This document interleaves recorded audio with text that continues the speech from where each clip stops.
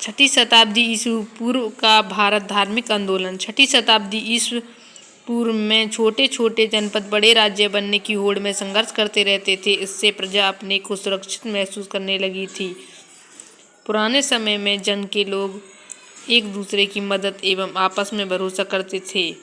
ऐसी बातें अब समाप्त हो चली थीं। अब ज़्यादा से ज़्यादा पैसा कमाने के लालच में लोग एक दूसरे से झूठ बोलने, एक दूसरे को ठगने व धोखा देने लगे थे। वैदिक काल के अंत तथा धार्मिक क्रियाकलाप धीरे धीरे कठोर एवं खर्चीले होते गए।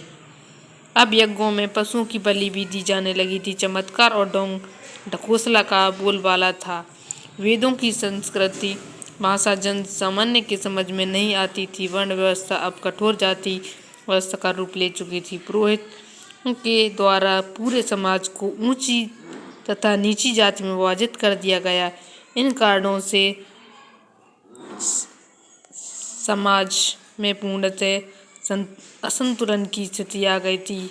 ऐसी बदलती परिस्थितियों में लोगों के विचारों में बड़े बड़े बदलाव आ रहे थे।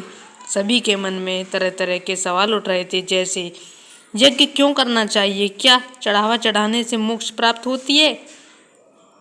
क्या वास्तव में सब कुछ पूर्व निश्चय है तथा ईश्वर ने तय किया है? क्या अपनी स्थिति बदली नहीं जा सकती? ऐसा क्या है जो कभी नहीं मरता है? मरने के बाद क्या होता है? क्या तपस्या करने से तपस्वी अमर हो जाते हैं?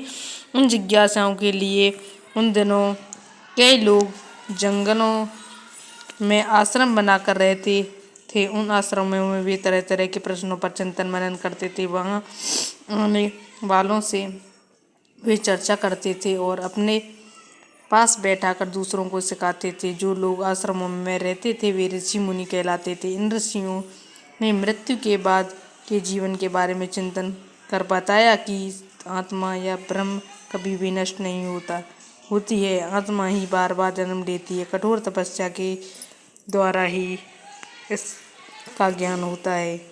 आत्मा जब ब्रह्म से मिल जाती है तब मानव को संसार के कष्टों से मुक्ति मिल जाती है। आत्मा का ज्ञान ही परम ज्ञान है। ऋषियों के ये विचार उपनिषदों पास बैठ में मिलते हैं। उनमें से छांदोग्य उपनिषद की एक कहानी है, आगे पढ़िए।